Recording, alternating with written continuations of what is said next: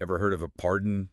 Like a get-out-of-jail-free card, but issued before someone's even charged with a crime? Preemptive pardon. That's the one. Sounds crazy, right? Hmm. Well, that's what's causing all this buzz in Washington. This whole Biden-Trump transition is tense, to say the least. Yeah, you can cut the tension with a knife. Democrats are practically biting their nails over potential investigations.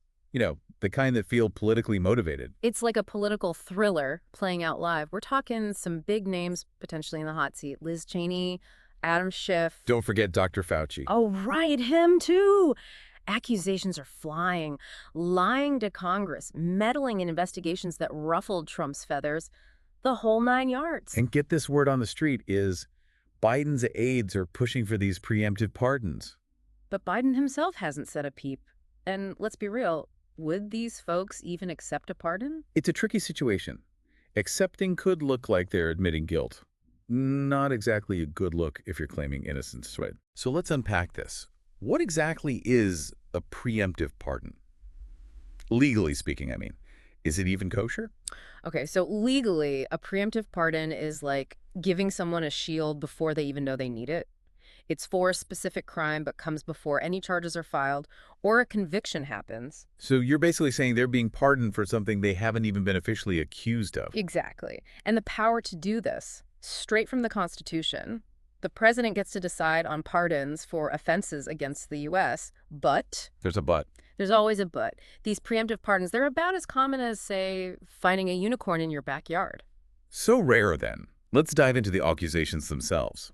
Fauci's under fire for allegedly lying to Congress about, COVID origins and using a private email account. A bit ironic, considering. All the email drama during Trump's time. Bingo. Right. And then you have Cheney, who's been, let's just say she and Trump haven't exactly been exchanging holiday cards. Her involvement in the January 6th investigation didn't help smooth things over. Understatement of the year. And let's not forget Schiff, key player in Trump's impeachments.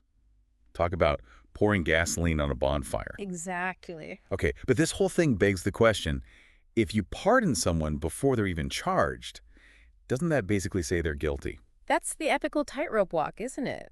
It can mess with the whole idea of due process. Like, are we really getting justice here? Or is this just sweeping things under the rug? Right, like an attempt to obstruct justice, maybe. Could be seen that way. And think about the ripple effect. If this becomes commonplace, future administrations might use it to shield their buddies, regardless of whether they actually did anything wrong. Scary thought. And here's where it gets really interesting. During his campaign, Trump downplayed any talk of, revenge politics, even hinted he might pardon Hunter Biden. And yet, he just issued a blanket pardon for Hunter, covers future offenses too.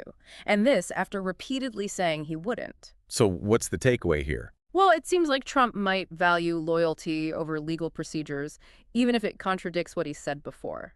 Makes you wonder how this might influence future presidents and how they use pardons.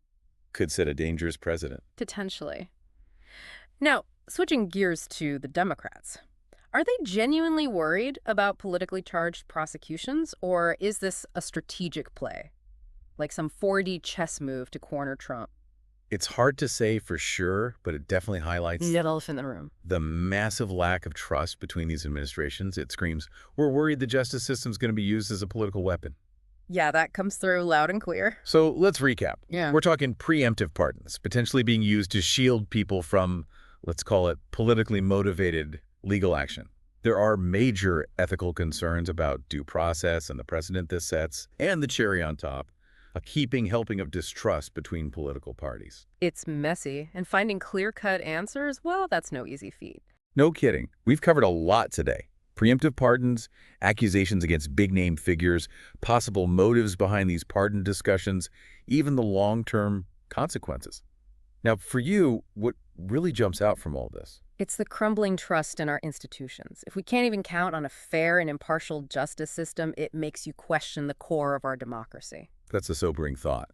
And it brings us to our final takeaway for you to ponder. If you were in Biden's shoes, what would you do? Would you issue these pardons? What message does it send? What are the potential risks and rewards? Lots to think about.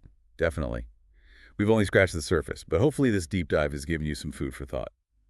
Keep digging into these questions, because the implications of preemptive pardons, they go way beyond this particular moment in time.